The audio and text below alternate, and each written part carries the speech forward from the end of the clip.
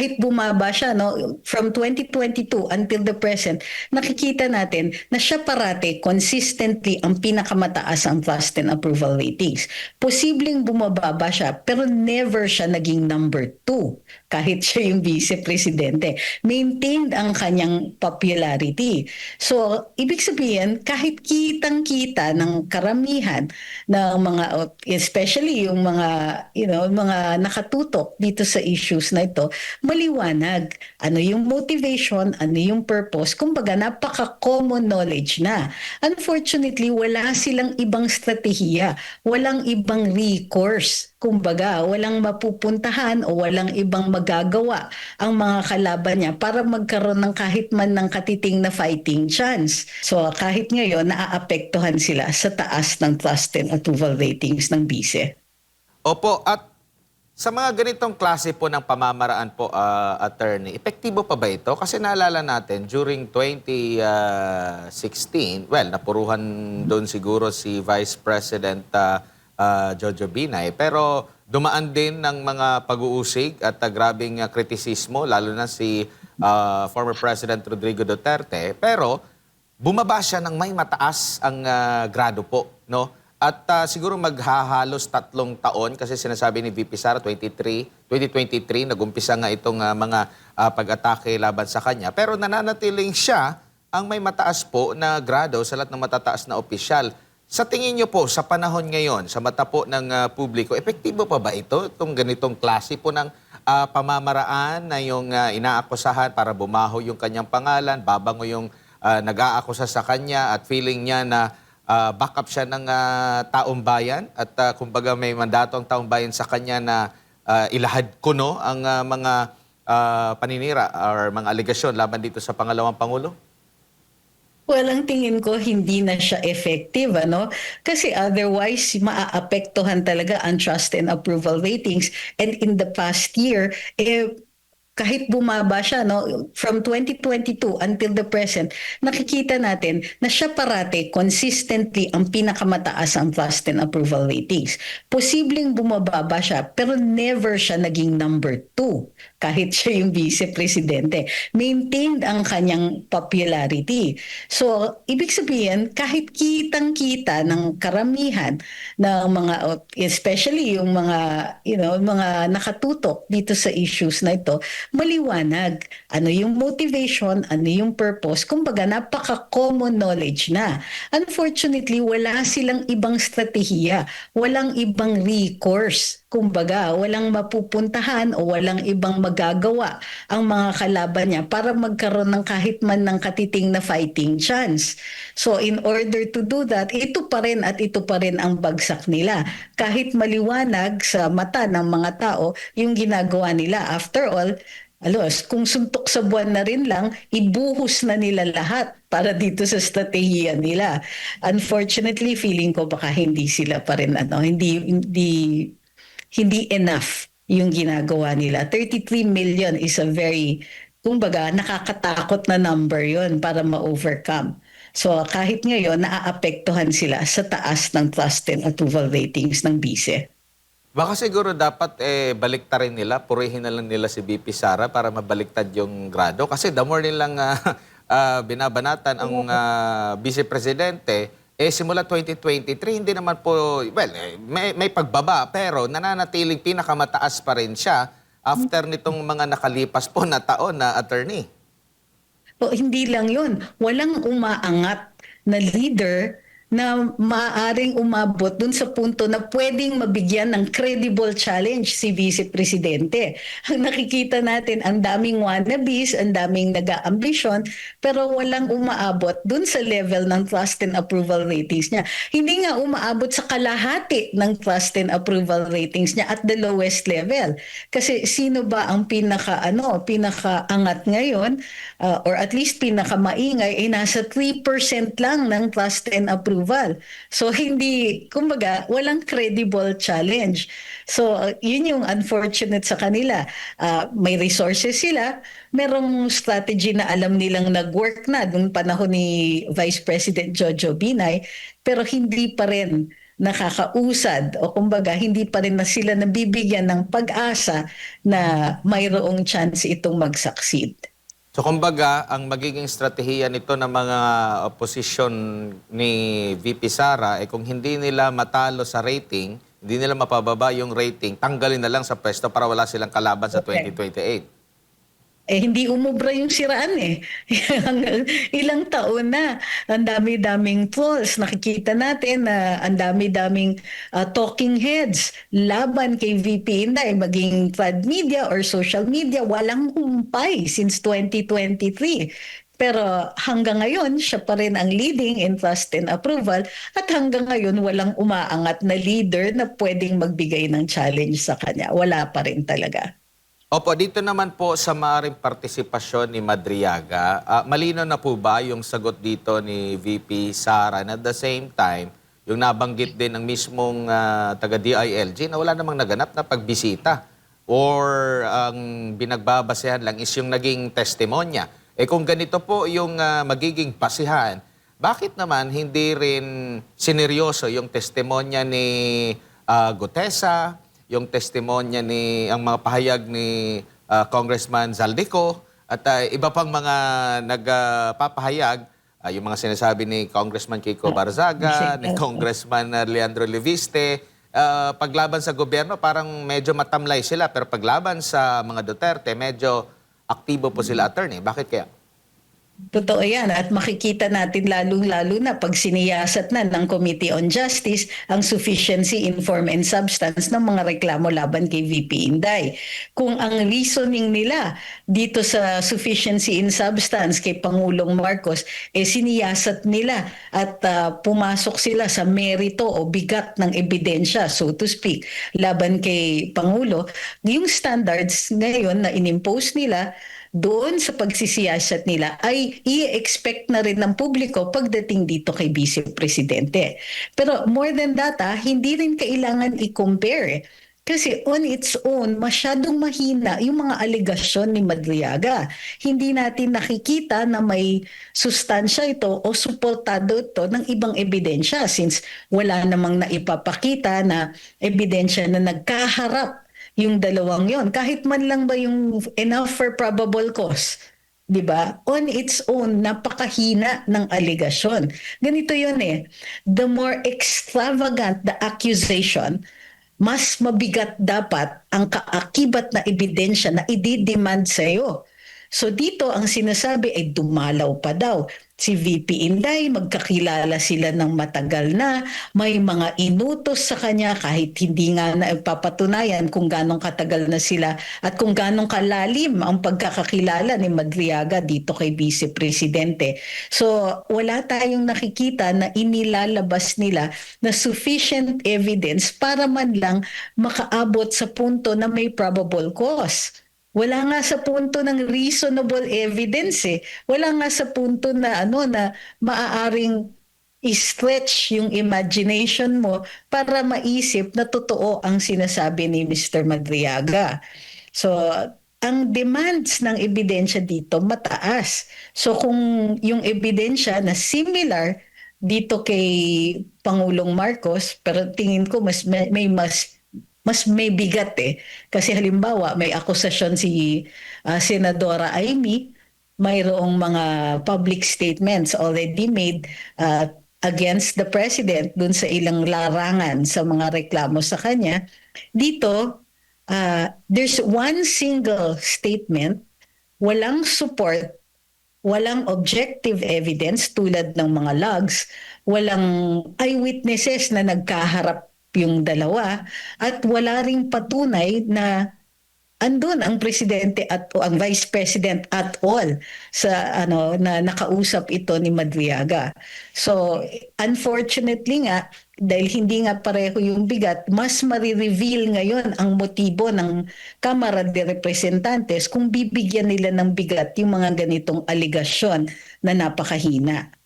Opo, may iba lang po ako ng topic ko po, attorney. Dito naman po tayo sa mataas na kapulungan ng Kongreso po.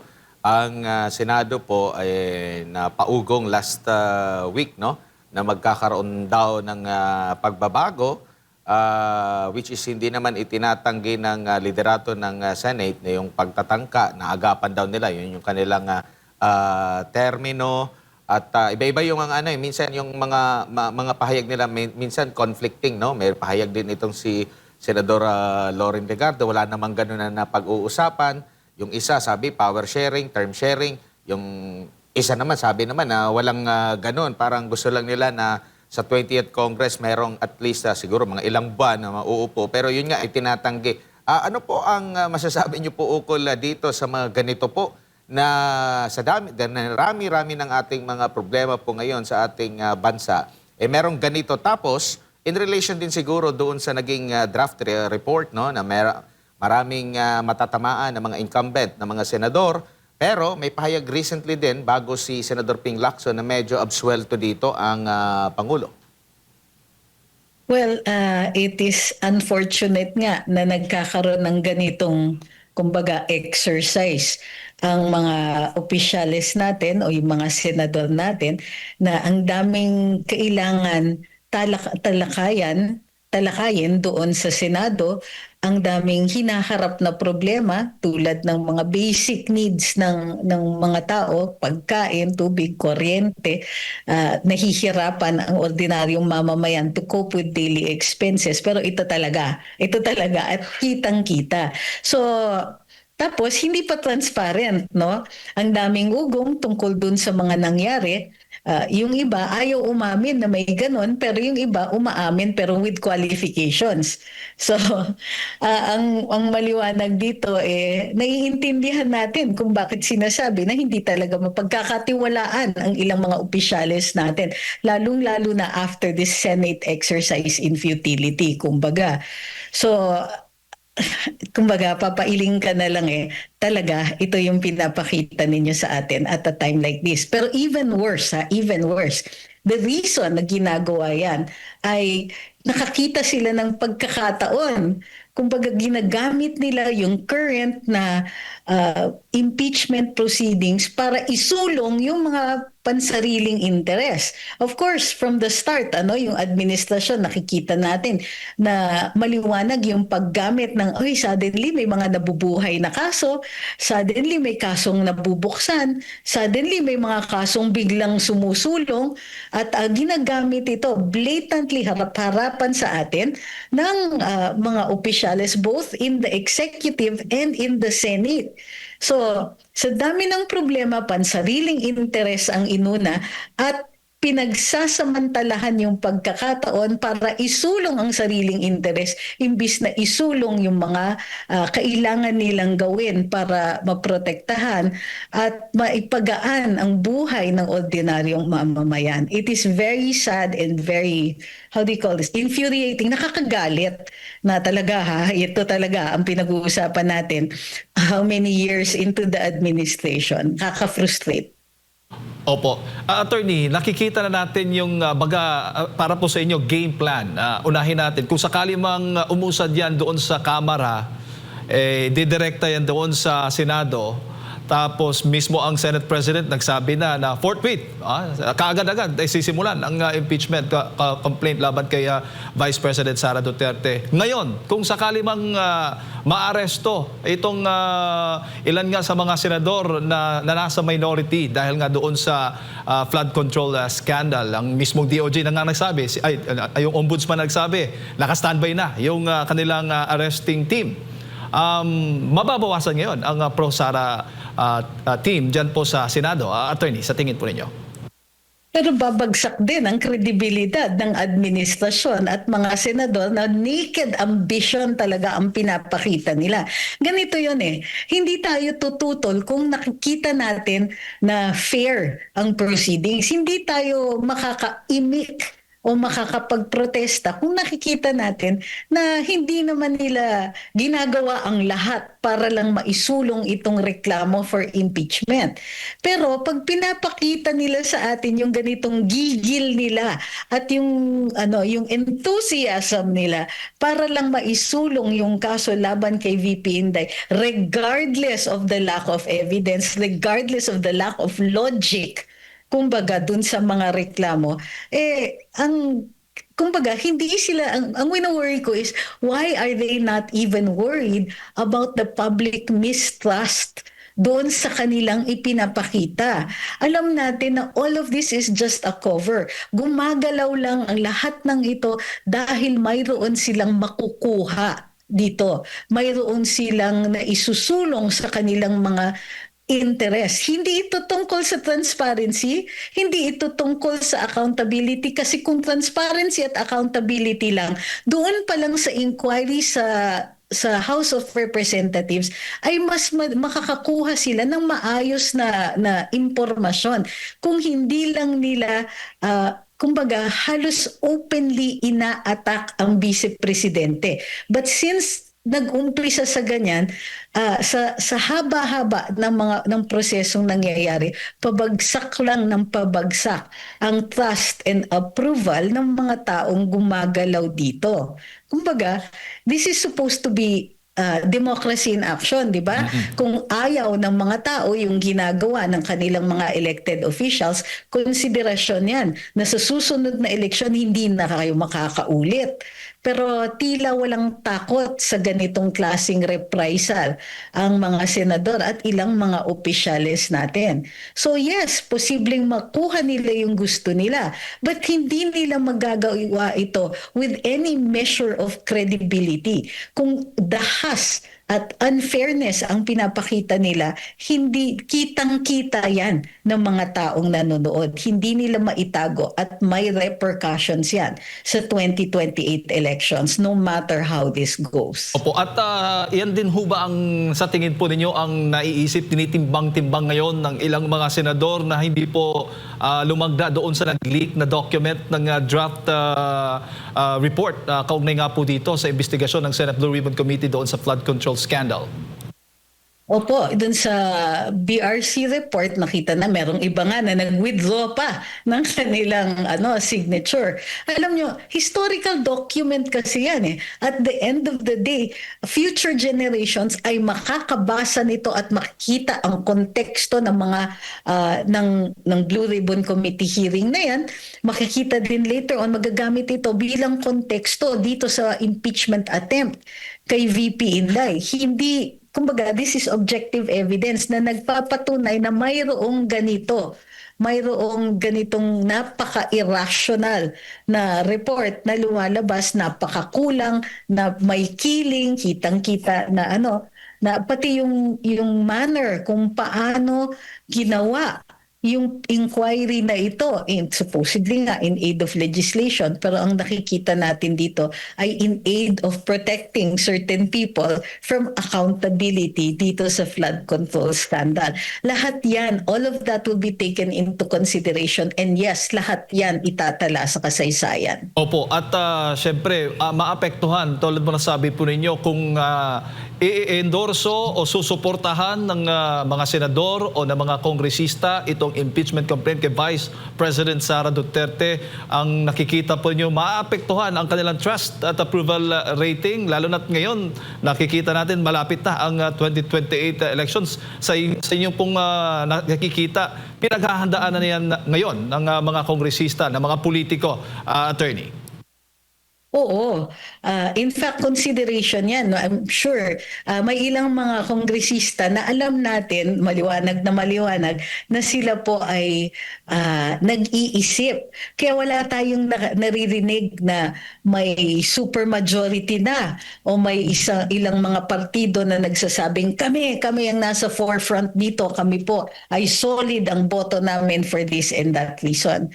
So nakikita natin na hindi na ganun ka-belligerent, hindi na ganong kaangas yung mga statements ng mga representante dito sa mababang kamara, medyo mas subdued sila. Mas mas excited pa yung Senado, nakikita natin. Pero yung House, unlike last year, mas subdued sila.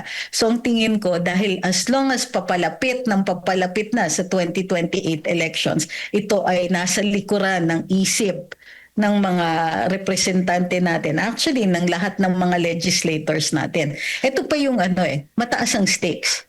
Kung sa lahat, sa katapusan ng lahat ng ito ay magtagumpay si VP Sara at maging presidente, maraming mga karir ang matatapos dahil sa mga pangyayaring ito.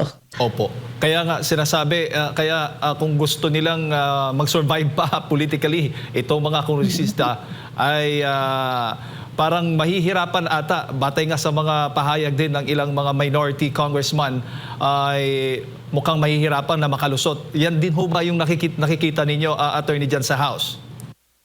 Well, ang nakikita natin is on a national level, tapos na karir nila. Kumbaga, ambisyon sila beyond the local level. Iba kasi ang local politics eh.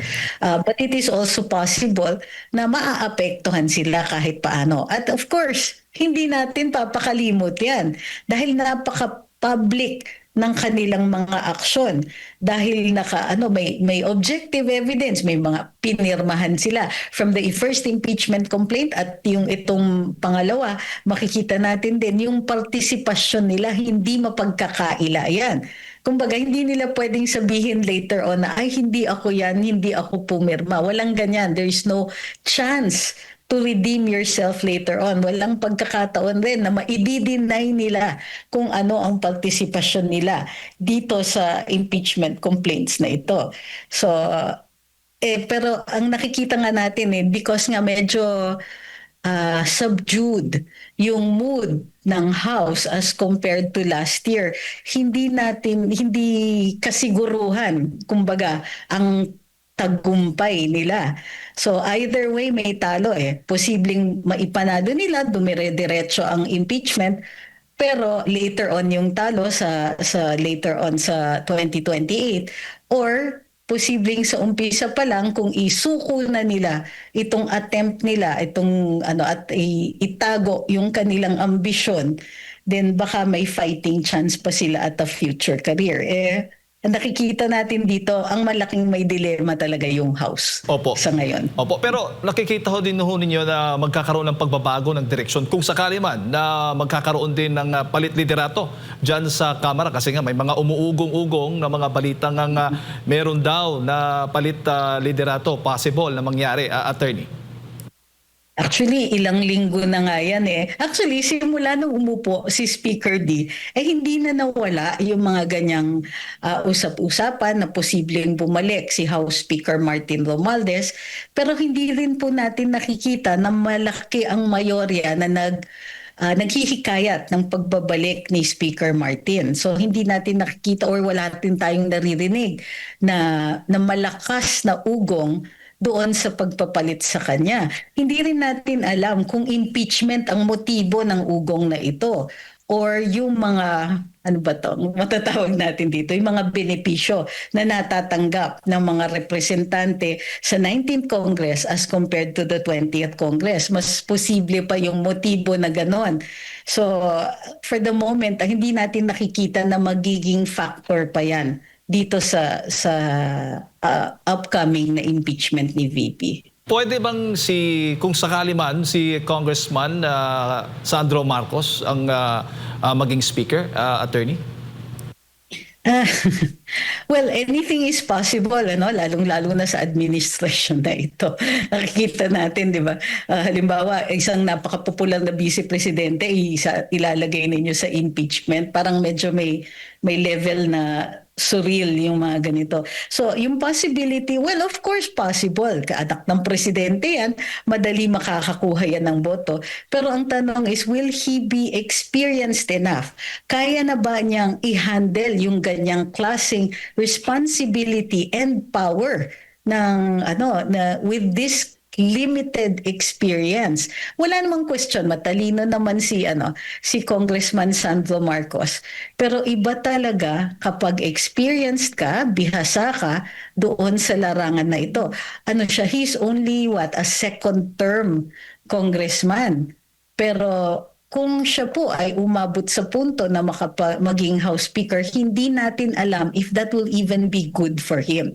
Kumbaga, iba yung level na yon eh. Makikita talaga lahat ng maliliit na mali mo. At may repercussions kahit ang maliliit na pagkakamali. For somebody so inexperienced to be in that kind of position and that to handle that kind of power, hindi yan magiging madali. So we're not sure if that will even work for him. Opo. Yes, naririnig natin yung ganyan, but it might not be good. Opo, huli na lang, attorney, kung dyan sa Senado papalitan, kung matutuloy yung pagiging Senate President ni Senator Lauren Legarda, ay magbabago ho ba may pagbabago ho bang mangyayari yung mga plano ng impeachment against Vice President? Posible po yung mawala?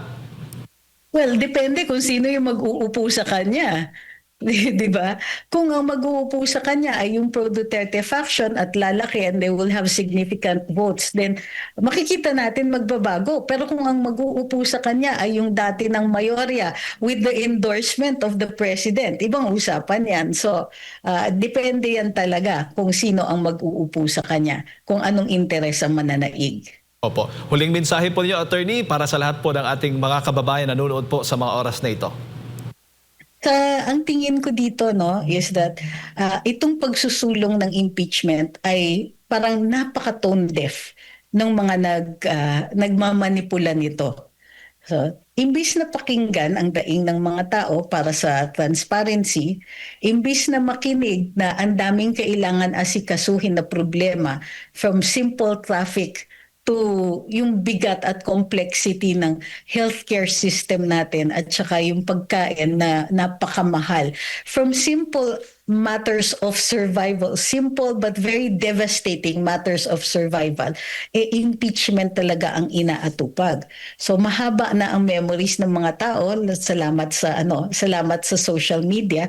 Ito po ay magkakaroon ng repercussions sa 2028 elections. Kumbaga, baka sa kanaisan ng ilang mga opisyal natin na mai-prevent ang isang vice president na maging presidente, si VP Inday na maging presidente, sa gigil nila na ma-avoid yung gano'n na outcome, baka sa kakagawa nila ng ganito ay mas secure pa nila, maging sigurado ang liderato ng isang Sara Duterte sa 2028. So dapat maingat sa kanilang actions at dun sa kanilang projections ang mga nagmamanipula o ang mga forces sa likuran ng impeachment complaints na ito.